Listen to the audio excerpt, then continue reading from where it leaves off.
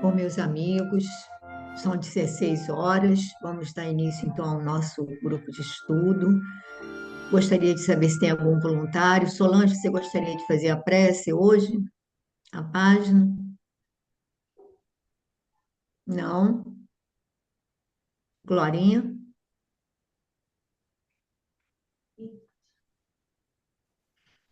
Pepita, eu posso fazer.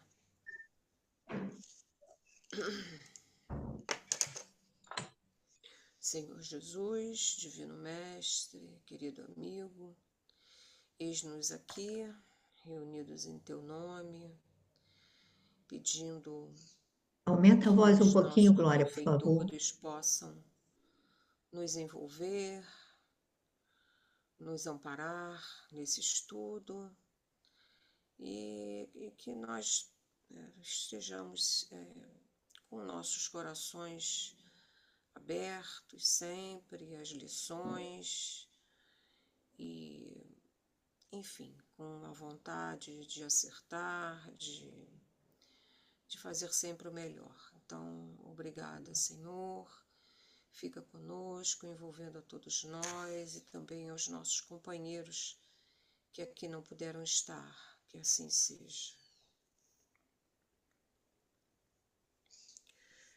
77, né? Isso. Então, Vinha de Luz, lição Seu 77, som está muito sofrerás baixo, Glória. Você está longe do Ah, microfone. tá. A gente quase não ouviu a sua prece. Eu acho que... O som Chega dela tá perto. assim, gente. mais Só alto. dá uma aumentada aí que dá para escutar. O som dela já tá assim, né, Glória? Aumentei o som, melhorou? A gente que tem que aumentar aqui. Bom, lição 77, sofrerás perseguições. E também todos os que piamente querem viver em Cristo Jesus padecerão perseguições. Paulo, na segunda carta a Timóteo, capítulo 3, versículo 12. Incontestavelmente, os códigos de boas maneiras do mundo são sempre respeitáveis, mas é preciso convir que, acima deles, prevalecem os códigos de Jesus, cujos princípios foram por ele gravados com a própria exemplificação. O mundo, porém, raramente tolera o código de boas maneiras do Mestre Divino.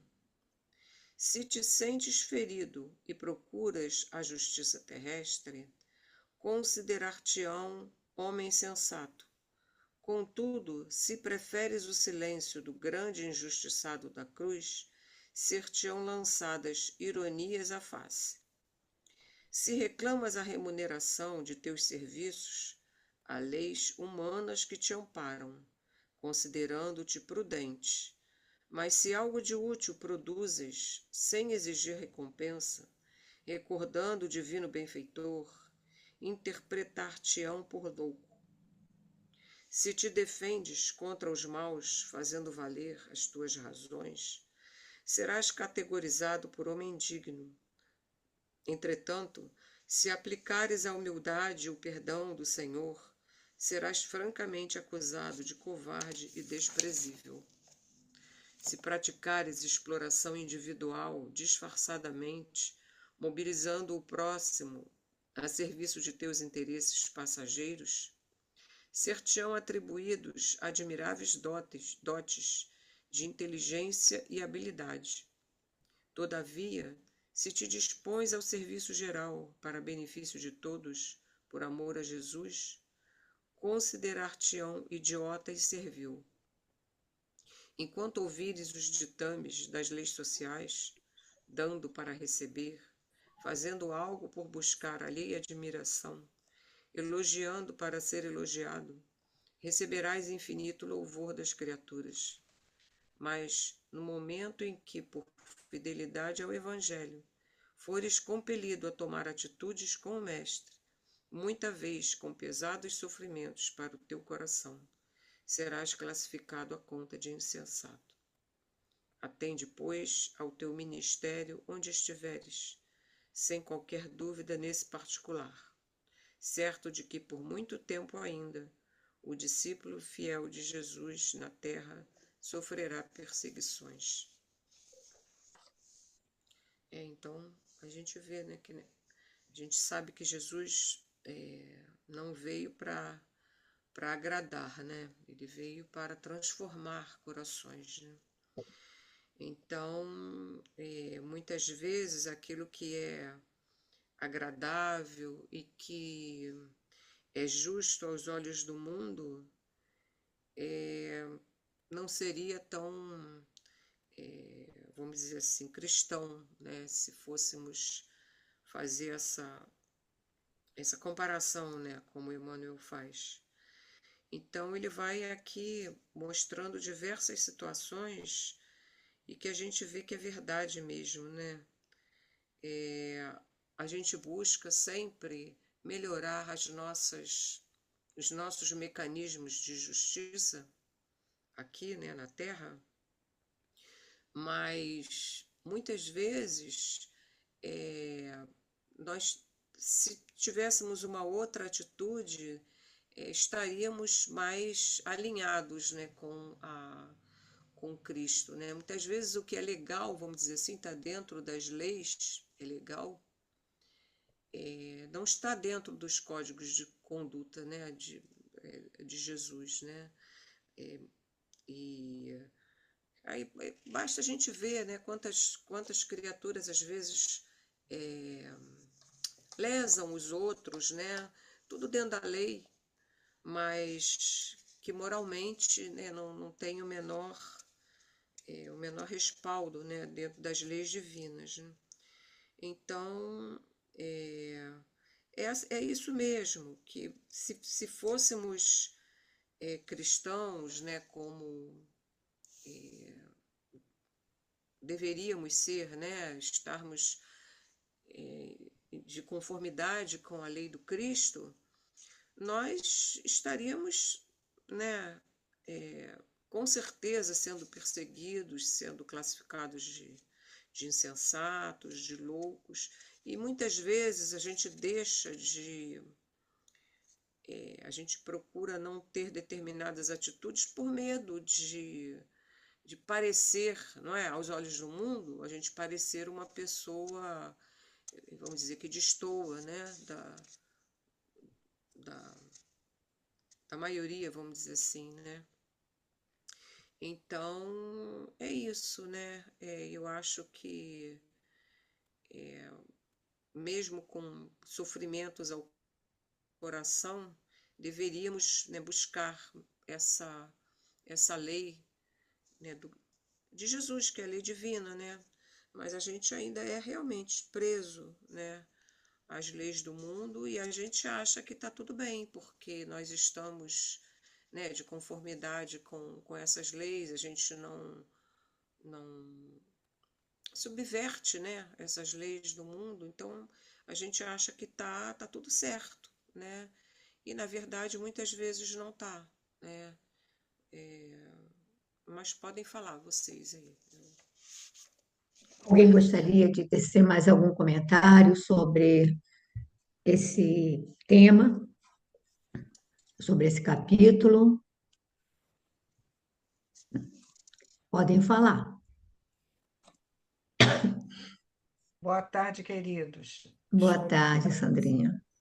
Eu pensei aqui, gente, nessas perseguições de encarnados e desencarnados, né? E Glorinha falou que realmente, quando a proporção que nós fomos aprendendo a viver, seguindo as pegadas do Cristo, as perseguições vão crescer, crescer, crescer. Mas, às vezes, por muito menos, aqueles que já nos conhecem de outras vidas, por muito menos, observando a nossa vontade de nos modificar, de crescer, que hoje aquilo que ontem nos fez bem, nós dizíamos sim, mas hoje aquilo já não nos agrada, sofremos perseguições ainda. e é natural que socorra, não é? Eu lembro de um caso, vocês, Pepita, vocês que estão sempre na reunião mediúnica, né? Sabem disso. Tinha um amigo que está do outro lado da vida, que ele nos relatava a cada sexta-feira que havia reunião mediúnica de desobsessão, agora já mudou até o nome, né, eu acho, que ele nos contava, a título de ensinamento, ele tiveram encarnações como judeu, né? Ele foi durante talvez várias encarnações e tinha um espírito muito culto que se apresentava e ficou muito tempo. Ele não se conformava de ele ter virado a casaca, né? Como é que ele podia estar agora como um espírita cristão? E aquilo rodou muito tempo, e ele ia nos relatando assim a doutrinação que havia, a conversa com esse espírito. Aos poucos ele foi assim, se rendendo, vamos dizer.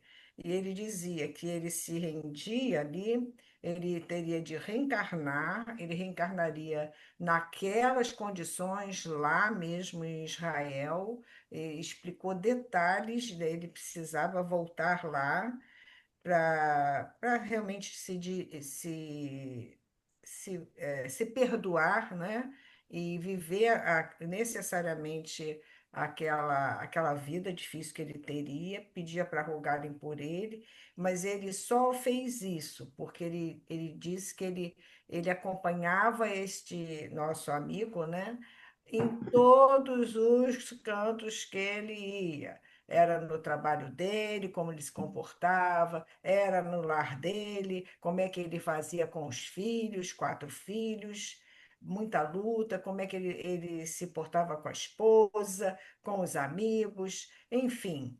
E aí ele disse, viu que não tinha jeito, né? Que ele realmente era um espírita e fazia de tudo para ser o melhor que ele podia. E achei essa história, ficou para sempre para mim. E é isso que ocorre, encarnados ou desencarnados, não é? Quando queremos mudar, nós temos o nosso débito é muito maior do que o crédito que nós possamos ter de boa vontade, de boa intenção no hoje. Sem dúvida temos a proteção, né? Porque se o coração da gente é sincero, se as atitudes são sinceras, a gente tem esse respaldo, como diz a espiritualidade. Toda vez que vocês estiverem voltados para o bem, nós os secundaremos. São palavras deles, não é? Então é isso que me ficou hoje, enquanto Glorinha fazia a leitura. Mas todos nós temos essa dificuldade. Eu me lembro que quando eu comecei a ter contato com o Espiritismo e comecei a dizer que eu não queria mais, não iria mais à igreja, à missas, as coisas todas, gente, a minha mãe sofreu muito, porque no entendimento dela, ela, digamos assim, ser católico era a melhor coisa do mundo. E eu estava sendo uma desertora. Então, a pessoa às vezes não faz nem por mal, é porque nós, se nós temos determinados conceitos, no nosso entendimento, a gente acha que os nossos conceitos, a nossa maneira de pensar, as nossas filosofias são as corretas.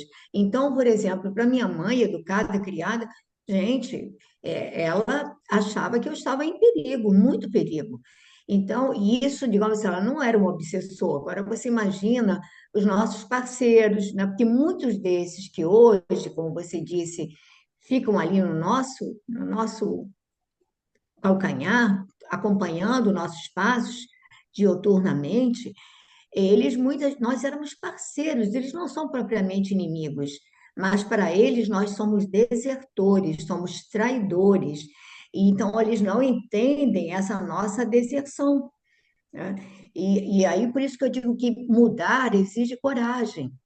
A gente pensa que é simples, é fácil, porque quando nós estamos num segmento, seja ele qual for, seja na Igreja Católica, seja onde for, você tem aquele grupo não é? Aquela rede de amigos, você tem pessoas que compartilham daquela tua visão de mundo.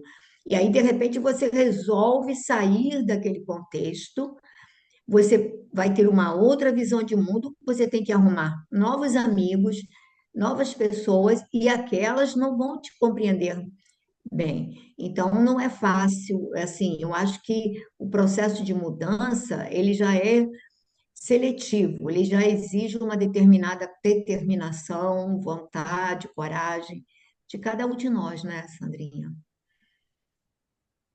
E aí vamos ter sempre isso. Bom, chegou o nosso tempo, vamos lá para o nosso 50 anos depois, quase ao término. Aonde que está exatamente? Que tem 2 semanas que eu não participo. Bom, o meu livro diz mais eu vídeo Qual é a Lúcio, página do seu agora, livro, Pepita?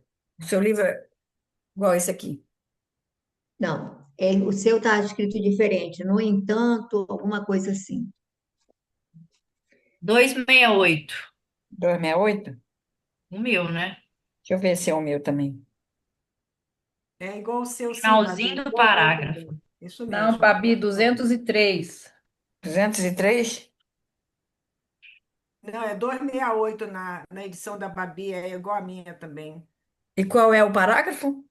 Ah, desculpa, é isso mesmo. Já achei. Obrigada. Lá embaixo. No É isso entanto, mesmo. Já achei, 268 mesmo. Obrigada, gente. Mas eu achava bom, olha, já que o livro está terminando, vamos voltar ali pegar a emoção ali do parágrafo anterior, que é começar, Sandrinha, não me reconheceis, aí vamos pegar essa fala para a gente pegar o embalo da emoção do diálogo.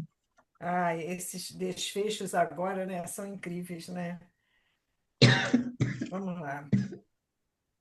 Eu vou um pouquinho antes, tá? Meu Pai, do seu reino de misericórdia, Jesus ouviu as nossas preces. Eis-me aqui, sou vossa filha. Nunca deixei de vos amar. E como se quisesse identificar-se por todos os modos aos olhos paternais, no instante supremo acrescentava: Não me reconheceis? Vede esta túnica, é a mesma com que saí de casa no dia doloroso. Vedes esta pérola, é a mesma que me destes na véspera de nossas provações rudes. Louvado seja o Senhor que nos reúne aqui, nesta hora de dor e de verdade. Perdoai-me se fui obrigada a adotar uma indumentária diferente, a fim de enfrentar a minha nova vida. Precisei desses recursos para defender-me das tentações e furtar-me à concupiscência dos homens inferiores. Desde que saí do lar, tenho empregado o campo em honrar o tempo, tenho empregado o tempo em honrar o vosso nome. Que desejais vos diga ainda por demonstrar minha afeição e meu amor? No entanto, eu vi de Lúcio e sentia que misteriosa força o arrebatava do corpo. Uma sensação desconhecida lhe vibrava no íntimo, envolvia-o numa atmosfera glacial. Ainda tentou falar, mas as cordas vocais estavam hirtas. A língua paralisara na boca entumecida. Todavia, atestando os profundos sentimentos que lhe vibravam no coração, vertia copiosas lágrimas, envolvendo a filha adorada num olhar amoroso e indefinível. Esboçou um gesto supremo, desejando levar as mãos de Célia aos lábios, mas foi ela quem, adivinhando-lhe a intenção, tomou-lhe as mãos inertes, frias, e osculou-as longamente. Depois beijou-lhe a fronte, tomada de imensa ternura. Ajoelhando-se em seguida, rogou ao Senhor, em voz alta, recebesse o Espírito generoso do Pai no seu reino de amor e de bondade infinita. Com lágrimas de afeto e de agradecimento ao Altíssimo, cerrou-lhe as pálpebras no derradeiro sono, observando que a fisionomia do tribuno estava agora nimbada de paz e serenidade. por instantes, permaneceu genuflexa e viu que o ambiente se enchera de numerosas entidades desencarnadas, entre as quais se destacavam os perfis de sua mãe e do avô, que ali permaneciam de semblante calmo e radiante, estendendo-lhe os braços generosos. Figurou-se-lhe que todos os amigos do tribuno estavam presentes no instante extremo, a fim de lhe escoltar a alma regenerada aos luminosos páramos do Cordeiro de Deus. Comparar, Sandra? Uhum. Você tirou a imagem, Pepita, por quê? Eu não tirei, não, não sei. Tirou. Pronto. Voltou. Esses instantes finais, né, da encarnação do Elvídio vão demonstrar que justamente aquilo que a gente pensava antes, quando ele a reencontrou, e ela teve de primeira, assim, primeiro ímpeto de revelar para ele, mas uma força maior a impediu de dizer que ela era a filha que ele procurava, a filha amada, né?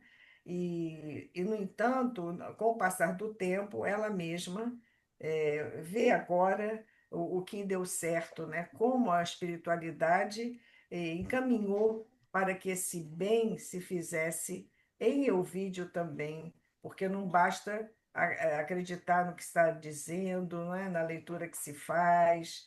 Ele viu o exemplo dela em toda aquela comunidade, todos os exemplos que ela pôde oferecer para ele, mas o mais importante é que ele testemunhou, ainda nessa encarnação, uma transformação que é a transformação que todos nós almejamos, né? Uma transformação real de nossas almas. E ele fez isto com maestria e realmente ele desencarna. Anotei aqui a diferença, né? Quando ela diz que ele agora, né? A fisionomia do tribuno estava agora nimbada de paz e serenidade. Ele que tanto sofreu e sentiu a influência do meio em que ele reencarnou, não é? Socialmente, inclusive, passando por algo que ele não se perdoava, não é? Que era a atitude em relação à própria filha. Então, o ambiente, Emmanuel vai nos dando a colocação entre os dois planos da vida, não é? Enquanto ele desencarnava aqui, do outro lado, a Célia, com sua mediunidade, com a sua visão espiritual, né? Ela percebe a presença da mãe e do avô, que, em vez de estarem chorando, né, de tristeza, pelo contrário, eles se destacavam justamente o semblante calmo e radiante, estendendo-lhe os braços generosos. Então, é aquilo que a gente pensa, deu certo, né? Foi uma reencarnação vitoriosa para ele, né? Não sabemos quanto foi de diferente em relação à última encarnação que o vídeo tivera, mas com certeza nesta encarnação ele deu aquela guinada, diríamos assim, né? Para se transformar realmente para o cristianismo verdadeiro, né?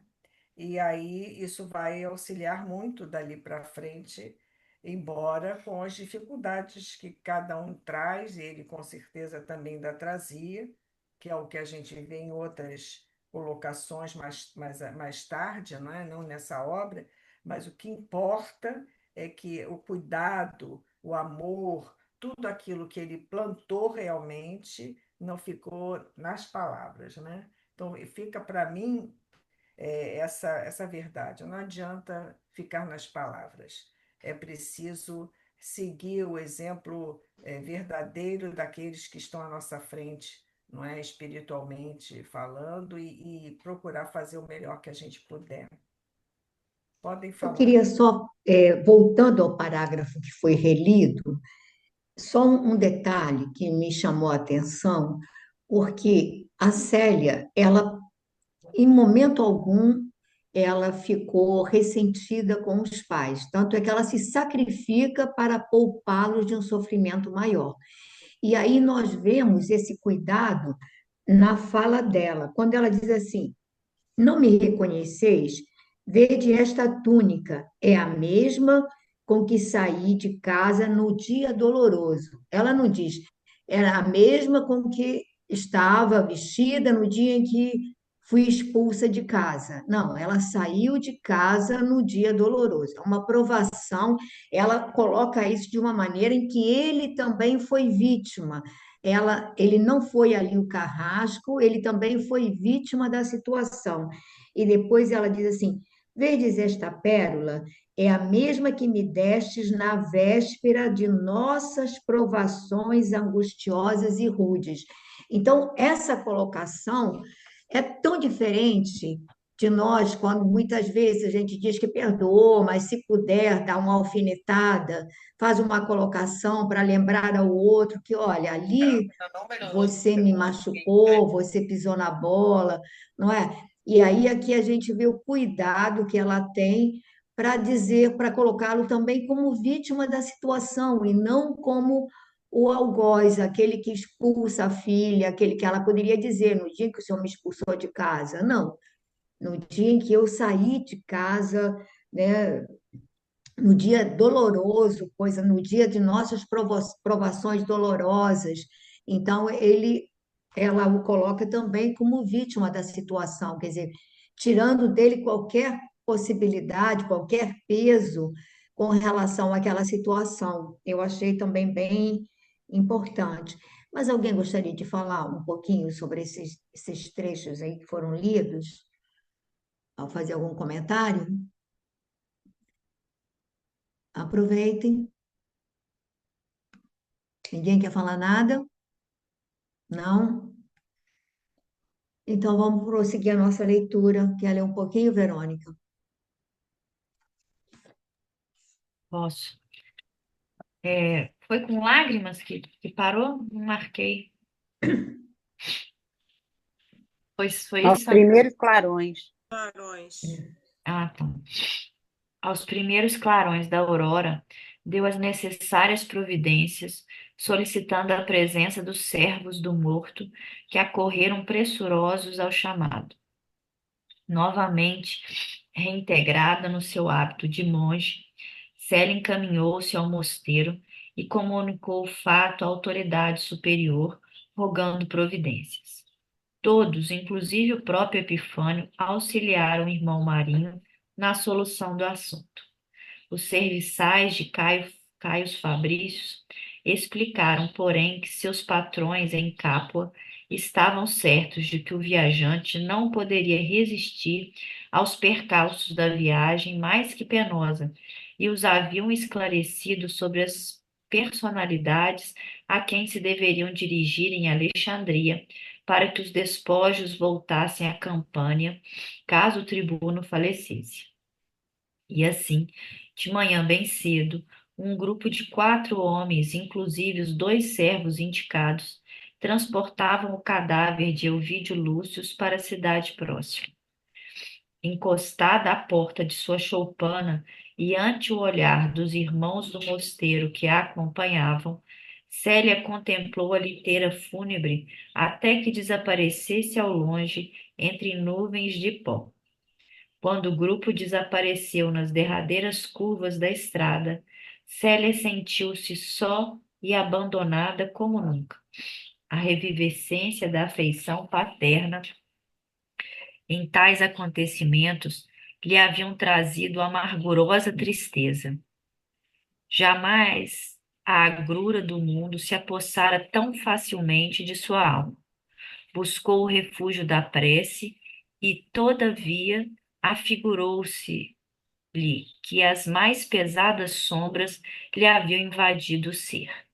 Não tinha desesperado o coração, nem o senso do infortúnio lhe consentia queixames e lamentações. Mas uma saudade singular dos mortos bem-amados enchia-lhe agora o coração como um filtro misterioso de indiferentismo para o mundo. Começou a fixar o pensamento em Jesus, mas em breve as rosas de sangue começaram a brotar de sua boca num fluxo contínuo. Irmãos amigos acercavam-se enquanto Epifânio, tocado no mais fundo coração, mandava transferi-la para o mosteiro com a maior solicitude. De nada valeram, porém, os recursos médicos e as supremas dedicações da hora extrema. As hemoptises se prolongavam assustadoramente, sem ensejarem qualquer esperança. Na sua velhice cheia de unção e arrependimento, o superior tudo envidava para restituir a saúde ao jovem monge, cujas virtudes se impuseram como símbolo de amor e de trabalho. 2 dias se passaram de aflição infinita. Durante aquelas horas torturantes, Epifânio deu ordem para que as visitas fossem recebidas. Pela primeira vez, as portas do convento se abriram para os populares e os velhinhos da redondeza se aproximarem do irmão Marinho, cheios de lágrimas sinceras. Um a um, acercavam-se da jovem, beijando-lhe as mãos trêmulos e desencarnadas. Irmão Marinho, dizia um deles, tu não devias morrer. Se partires agora, quem ensinará o bom caminho às nossas filhas? E quem ensinará o Evangelho aos nossos netos? Clamava um outro, disfarçando as lágrimas. Todavia, a jovem de olhar firme e sereno exclamava com bondade: Ninguém morre, meus irmãos. Não nos prometeu Jesus a vida eterna? Vamos dar uma paradinha, Verônica? Vamos. Então, né, aqui Emmanuel narra, né, que ela toma todas as providências, né, pede para que sejam feitas todas as providências, os serviçais que o acompanharam já estavam meio que avisados de que isso poderia acontecer, então já tinham em mente ali as providências que deveriam ser tomadas. Até mesmo Epifânio colabora na execução, né, dessas tarefas para que tudo ocorresse em ordem, né? E aí, quando o carro, né, o cortejo fúnebre sai com o corpo de Ovídio Lúcio, aí Emmanuel vem dizer, vai se referir mais agora especificamente a ela.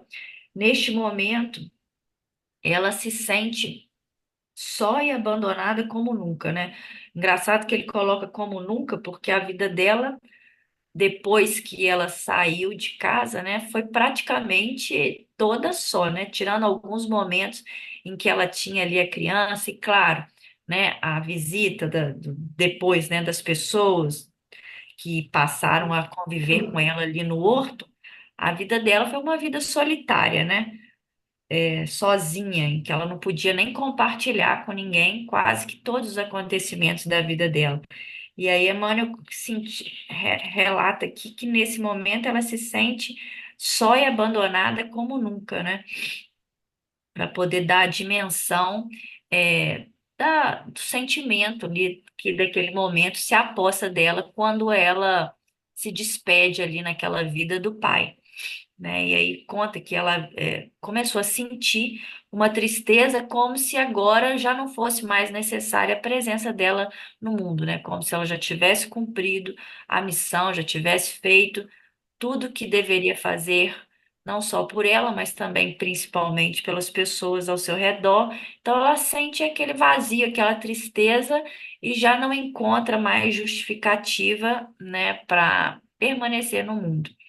E aí ela se refugia na prece, mas ainda assim aquela saudade daqueles entes amados a, a, a impressionam muito, né?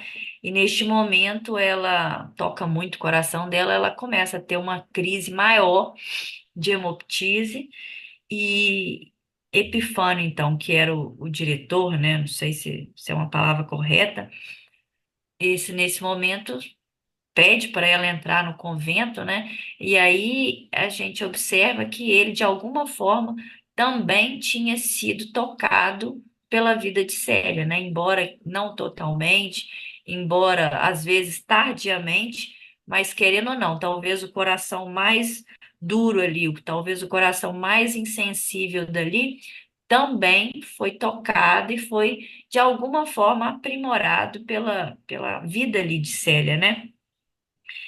E aí o convento se abre para a entrada das pessoas, que não era permitido, né? Para os velhos, para as crianças. E ela, né, quase que ali já desencarnada, né, nos momentos finais, ela ainda ensina para aqueles que iam conversar com ela, que iam chorar com ela, que ninguém morre, que a vida continua. Então, uma vez cumprida a missão dela, ela deveria, por certo, retornar, não só junto dos seus amores, né, como também para a pátria espiritual, já que não fazia mais sentido ela permanecer no mundo, né?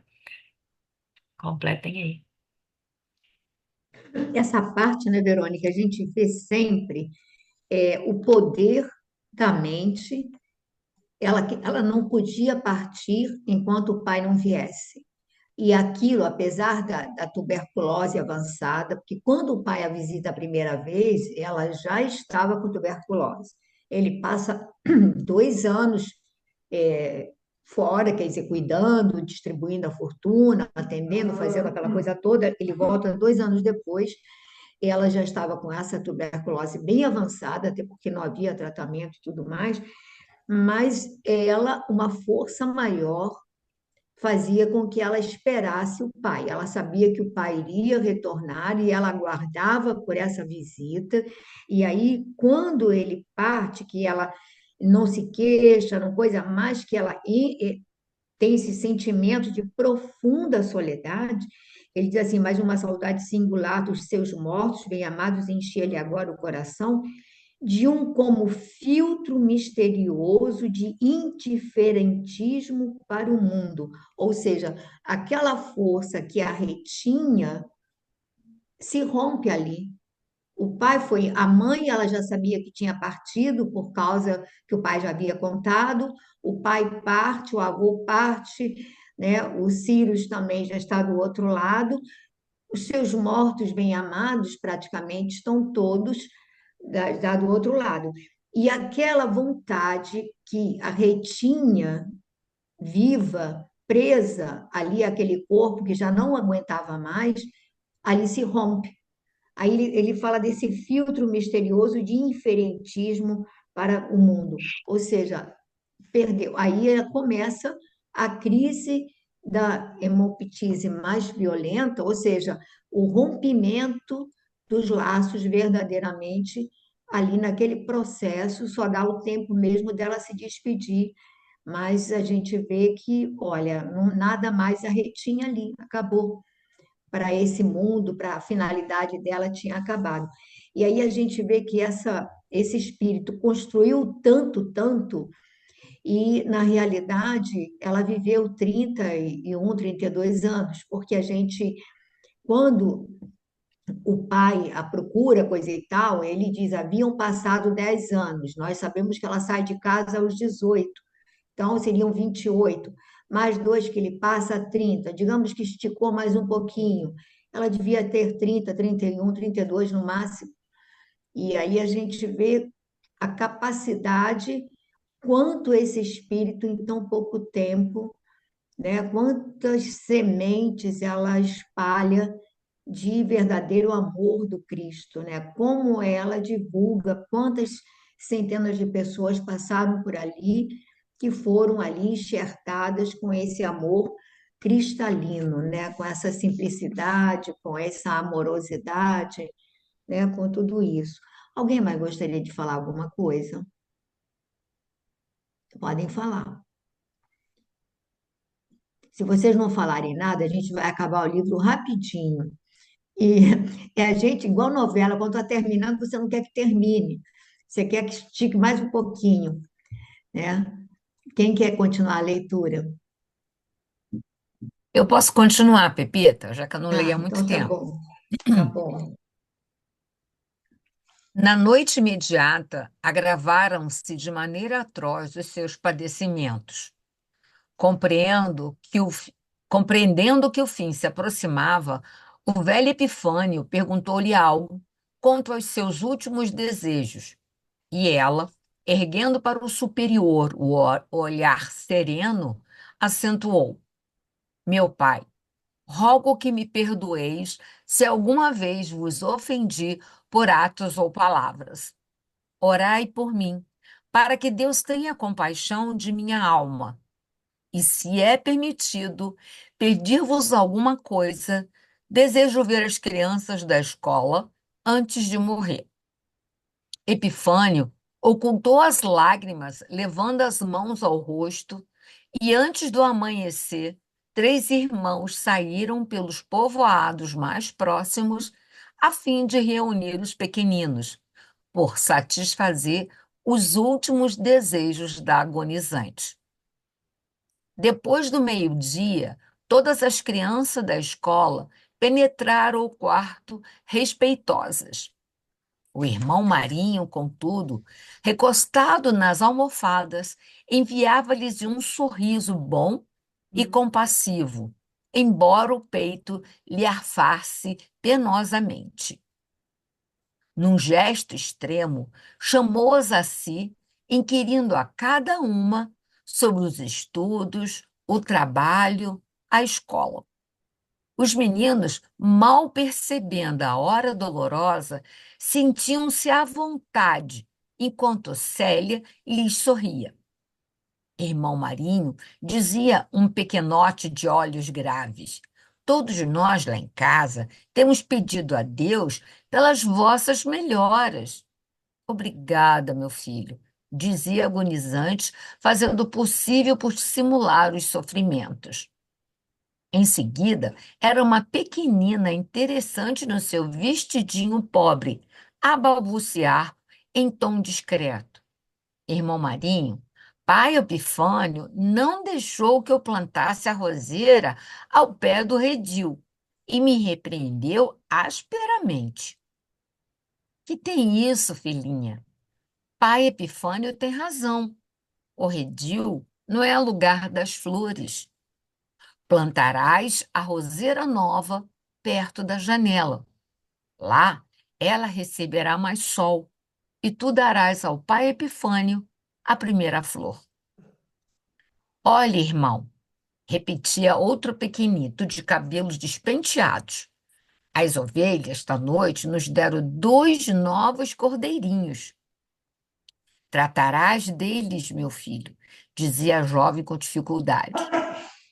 Irmão, exclamava outro menino, tenham rogado a Jesus que te devolva saúde preciosa. Meu filho, dizia agonizante, nós não devemos pedir ao Senhor isso ou aquilo, e sim a compreensão de sua vontade, que é soberana e justa. Vamos dar uma Para que paradinha aí? Para. eu achei muito interessante que, assim, ela sabendo que ela está no final, quase desencarnando, ela quer ver as crianças, ela quer se despedir das crianças. E Epifânio realiza esses seus últimos desejos. E o mais interessante é o que ela pede a Epifânio, né? Que ela pede perdão. Então ela diz aqui: Meu pai, rogo que me perdoeis se alguma vez vos ofendi por atos ou por palavras. Orai por mim, para que Deus tenha compaixão de minha alma. E se é permitido, pedir-vos alguma coisa, desejo ver as crianças antes de morrer. Ou seja, ela pede perdão, né, porque ela tinha assumido uma posição que não era dela, né? Ela é uma menina, que tudo bem que era para se proteger de uma situação muito perigosa naquela época. Mas mesmo assim, apesar de ter construído tudo, de ter feito tanta coisa, ela pediu perdão, né? E o Epifânio já estava muito assim mexido com tudo isso e foi lá buscar e e pedir para trazerem as crianças. E quando as crianças chegam, ela vai inquirindo um a um o que está acontecendo, né? E criança é criança, né? Criança não percebe, criança ela tá ali naquele turbilhão e vai contando tudo o que tá fazendo, e ela continua orientando um a um, né? Conforme com relação à plantinha, né? Que a menininha ela reclama de pai Epifânio, né? Que tinha dado uma bronca nela, e ela falou: ó, não, faça o que, né? Pai Epifânio tem razão, né? E dê a ele a primeira flor. Ou seja, cultiva e tenha gratidão e entrega a ele a primeira flor, né? É, e depois fala do cordeirinho que nasceu, né? E finalmente, lá na parte final, né? Quando o menino fala que tenho rogado a Jesus que te devolva a saúde preciosa. Eu achei isso tão profundo que ela responde: nós não devemos pedir ao Senhor isso ou aquilo, mas devemos pedir a compreensão para entender a sua vontade, que é soberana e justa. Eu achei isso aqui extremamente profundo, né? Quantas vezes a gente pede algo mas não está pedindo a compreensão de Deus com relação àquilo, né? A gente não está pedindo a Jesus para entender a vontade dele, que é uma vontade que está muito superior à nossa, e que às vezes, na nossa pequenina percepção, a gente não entende, né? Muitas vezes a gente entende décadas depois, ou às vezes precisa de uma outra reencarnação para entender. Então, eu achei muito, muito forte, muito profundo esses parágrafos.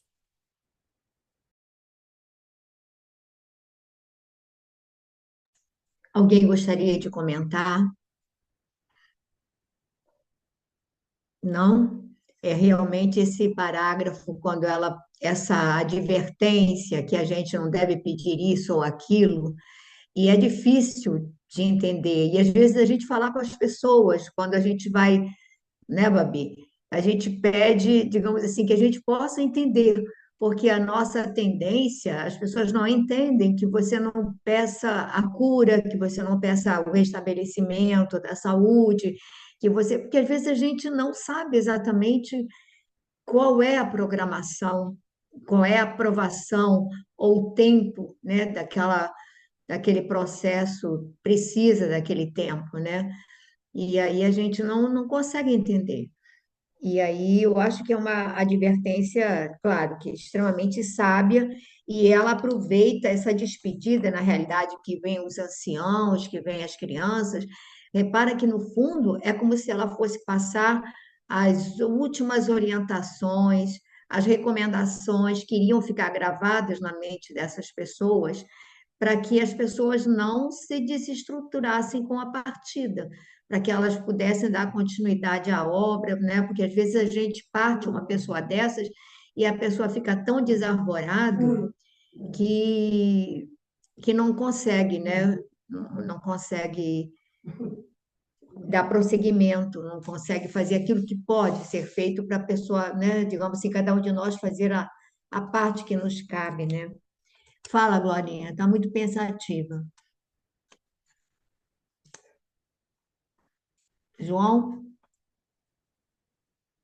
também não? Então, vamos ver aqui, ó, prosseguir então a nossa leitura. Quer ler um pedacinho, João? Posso ler. Em face da inquietude infantil que a rodeava, exclamou, desejando concentrar as derradeiras energias para a prece: Filhinhos, cantem para mim. Entre as crianças, deu-se ligeiro tumulto quanto à escolha do hino a ser cantado. Foi então que uma pequenita lembrou que o sol se preparava para mergulhar no horizonte, fazendo sentir aos companheiros que, nessa hora, o irmão Marinho preferia sempre o hino do entardecer, ensinado a todos com carinho fraternal. Então, todos de mãos dadas rodearam o leito, no qual a jovem exausta oferecia a Deus os seus derradeiros pensamentos, enquanto todos os irmãos da comunidade observaram, chorando à distância, a cena comovedora e dolorosa. Mais alguns minutos elevaram-se aos céus as notas cristalinas do cântico singelo. Louvado seja Jesus, na aurora cheia de orvalho, que traz o dia, o trabalho em que andamos a aprender. Louvado seja Senhor, pela luz das horas calmas, que adormenta as nossas almas no instante do entardecer. O campo repousa em preces, o céu formoso cintila, e a nossa crença tranquila repousa no teu amor. É a hora da tua bênção, nas luzes da natureza, que nos conduz à beleza do plano consolador. É nesta hora divina que o teu amor grande e augusto dá paz à mente do justo, alívio e conforto à dor. Amado Mestre, abençoa a nossa prece singela, faze luz sobre a procela do coração pecador. Venha a nós, do céu ditoso, ampara a nossa esperança, temos sede de bonança, de amor, de vida e de luz. Na tarde feita de calma, sentimos que é nosso abrigo, queremos viver contigo, venha até nós, meu Jesus. Então, João, comenta aí. Nossa, eu não tenho condição de comentar. Quem sou eu? Deixo para vocês aí, Então, espíritos alguém melhores do aí, que eu. Verônica gosta também de poesia, Glorinha, Sandra, quem gostaria de comentar? Belíssima a letra, é tocante, mas quem gostaria de comentar? Foge a Que minha deviam ser capacidade. hinos criados por ela mesma, né? Com certeza, né? Comentar nadinha disso aí? É uma prece linda. E engraçado que nesse final, quando ela pede às crianças para cantar, eu me lembrei do final do Memórias do Padre Germano, também quando ele está prestes a desencarnar e ele estava num sentimento de culpa terrível, porque ele, pela primeira vez, havia, digamos, expulso uma pecadora lá da igreja, alguém que era pérfida, era, enfim. E aí ele fica se sentindo tão culpado, e ele diz que se não fossem as crianças para auxiliá-lo ali naquele momento do desprendimento com o cântico, né, que muda o padrão vibratório dele, ele teria dificuldades com aquela vida que ele passou, que é uma vida de também, né, de exemplos, de elevação, de doação permanente, né?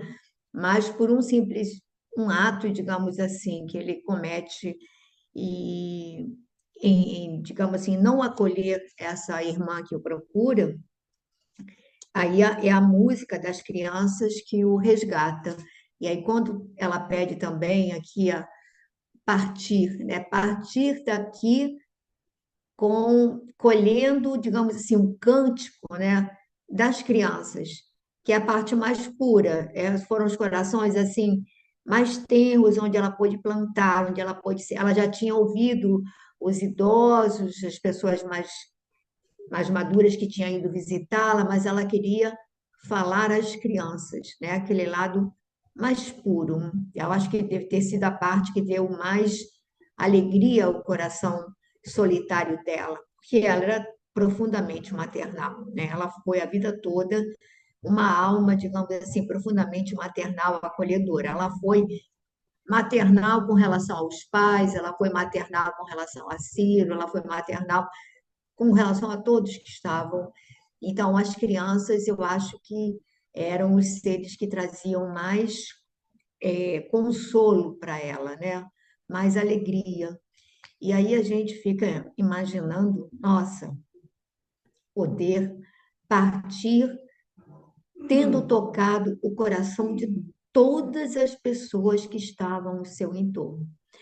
Aqui, no final, a Verônica leu, o pessoal, né, a Rose, pessoal, vocês, Sandrinha, falando do Epifânio, que era a pessoa mais endurecida, era a pessoa que tinha até certo despeito dela, porque todos ficavam sensibilizados com a fala dela.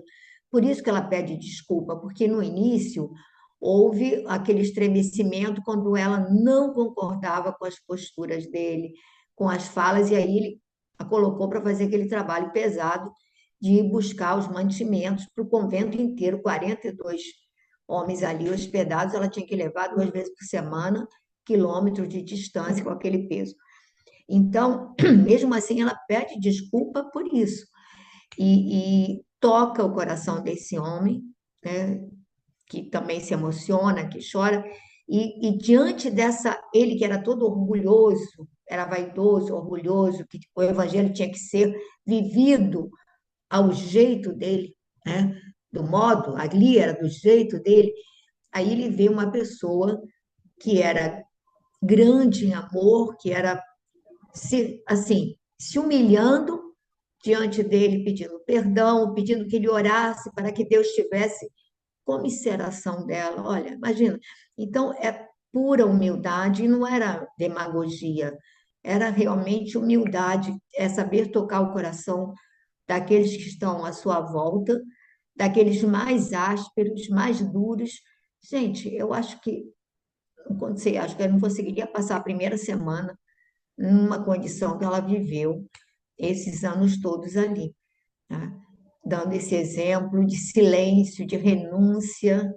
Em muitos momentos ela pode ter pensado qual era o significado da vida dela. Olha, se ela não pensou ali reclusa, até que as coisas foram se delineando e a gente vê assim, nossa, que plantação gigantesca.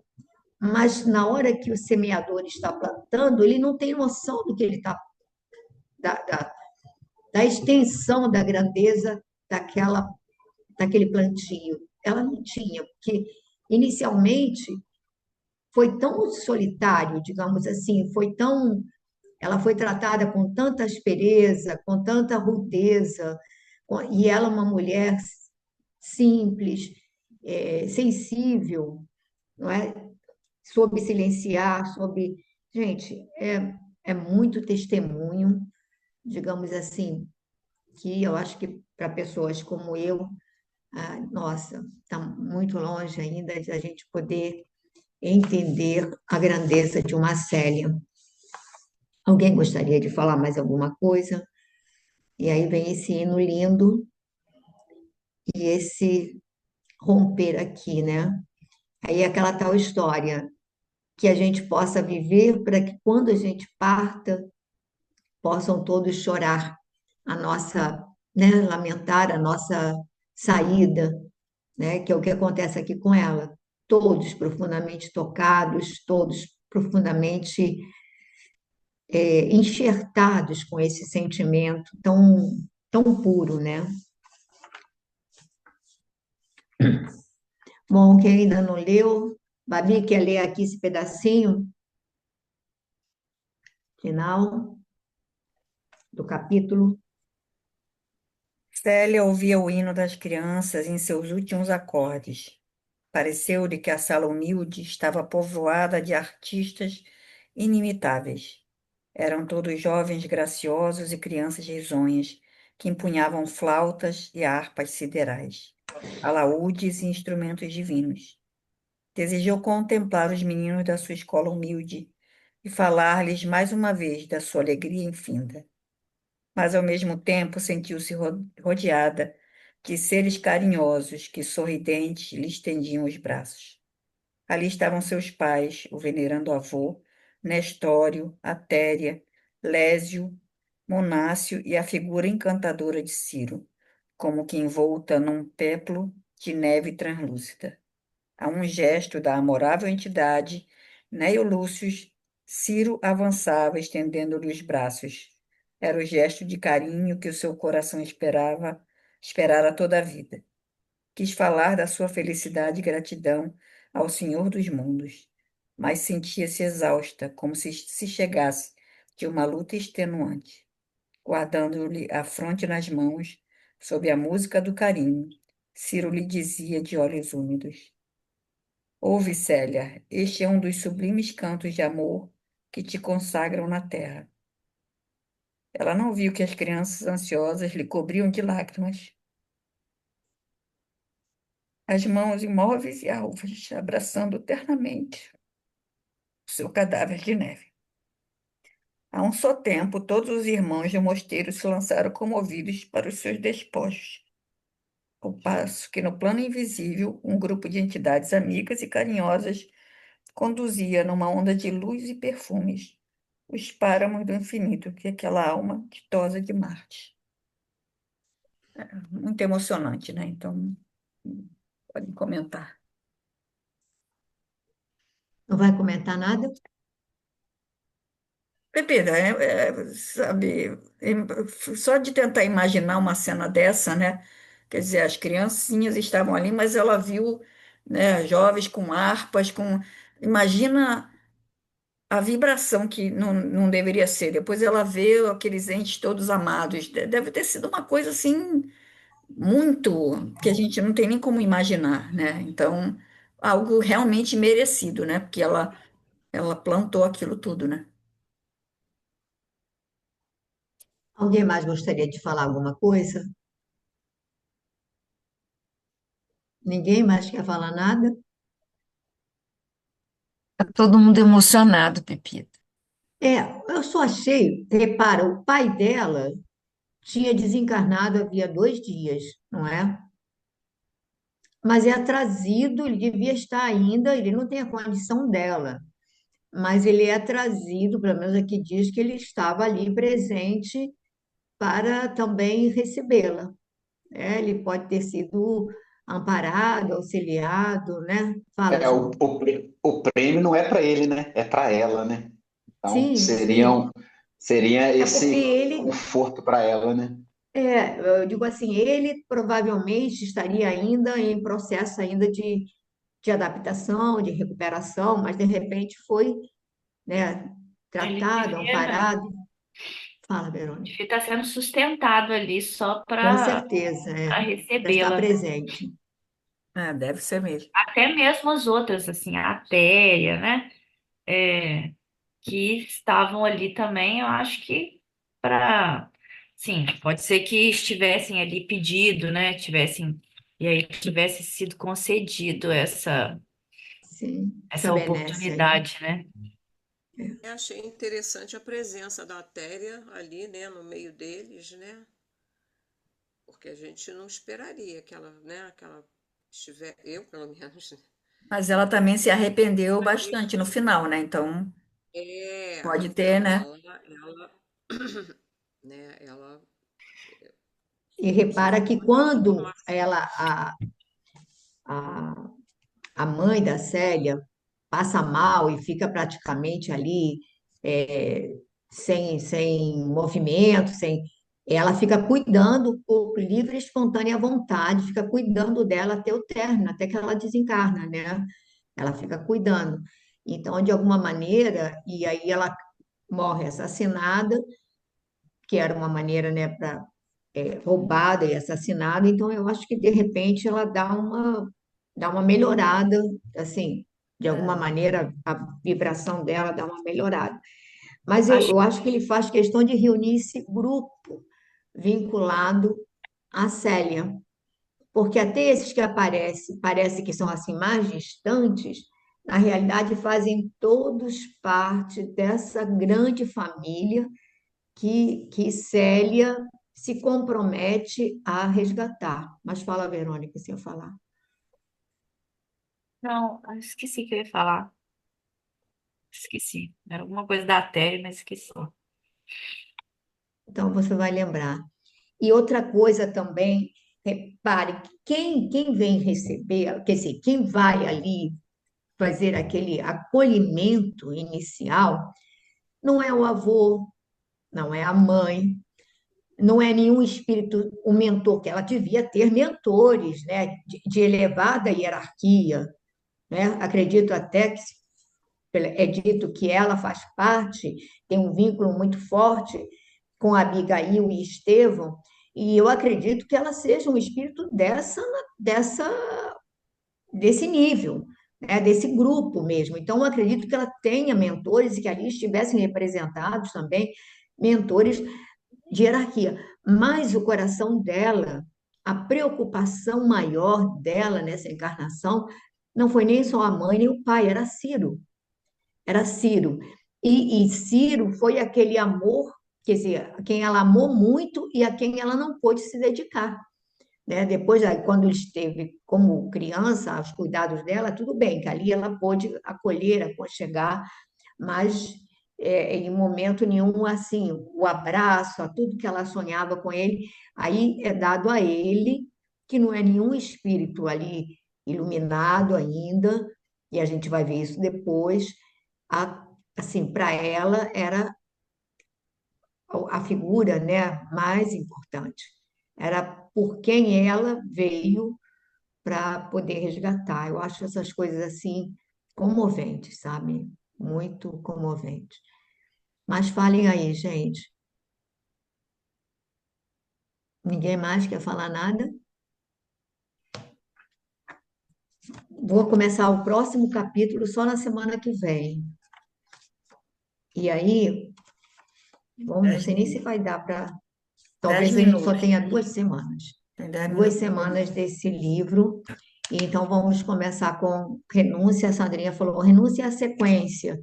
E como normalmente nós levamos uma média de 2 anos com um livro desses, se a gente pegar Ave Cristo, daqui a 2 anos, é todo mundo muito jovem, tirando assim uma ala que tem aí mais jovem, aí o pessoal já esqueceu o personagem, aí a gente vai fazer a conexão, o pessoal já esqueceu. Então, vamos para o Renúncia, depois a gente pega o Ave Cristo, que é lindo demais também, Repita, né? repita, por favor, fique à vontade de decidirem todos. Eu coloquei porque é apenas por ser uma sequência, mas fiquem à Não, vontade. eu sei, Sandrinha, mas aí também eu pensei, sabe, a gente aqui Ave no Cristo próprio livro, Ave Cristo é depois de renúncia. Eu achava não que é era porque antes. Ave Cristo é uma história à parte, É, mas não ele é é, não depois tem de vínculo com renúncia. com esses personagens. E aí, nós lendo esse livro mesmo, a gente está lá atrás, como é mesmo o nome do personagem, hein, gente? Ah, como é que é, não sei o quê, tem muito personagem, estamos fazendo confusão. Imagina se a gente passa 2 anos para voltar a fazer, estabelecer os vínculos, vai ser mais difícil, não é? Eu acho melhor ir para a renúncia mesmo. Então, quem não tiver, bom, então vamos colocar uma música, a Glorinha não está podendo cantar.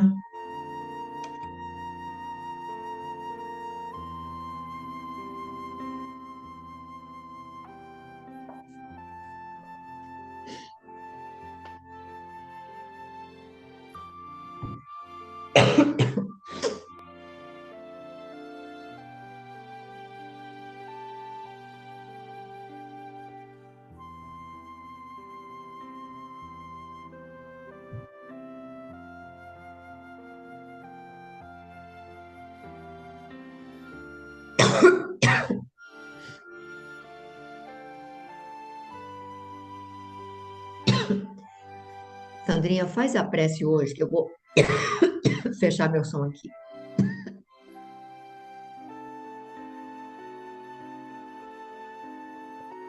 Ah, meus irmãos, realmente foram momentos de muita emoção para nós. Vamos lá, vamos juntos levar os nossos pensamentos a Jesus, a Deus nosso Pai, rogando, Senhor, que os ensinamentos aqui trazidos não fiquem apenas nas emoções superficiais em cada um de nós, que levemos para o íntimo de nossas almas os exemplos de amor, de renúncia, de humildade, de total abnegação e esquecimento de si mesma. Ah, Senhor, desde a música que parece penetrar em nossos ouvidos neste hino do entardecer, as palavras repletas de iluminação trazidas por Emmanuel. Obrigada, Senhor. Obrigada porque estamos aqui reunidos em Teu nome, voltados, Senhor, para Teus ensinamentos, para Teu Evangelho, que é o que vai nos libertar dos nossos erros, das nossas grandes dificuldades. Abençoa, Senhor, cada um dos espíritos aqui trazidos em Teu nome. Abençoa, Senhor, todos os participantes que aqui se encontram, encarnados. Sabemos, Senhor, que Tu visitas nossos lares, sempre, sempre, com esses mentores amados. Muito obrigada, Senhor. Leva contigo as vibrações mais sinceras que tenhamos, a fim de diminuir, ou quem sabe, Senhor, até mesmo transformar as dores lá fora, Senhor, conflitos ingentes, conflitos que afastam a humanidade, Senhor, de Ti.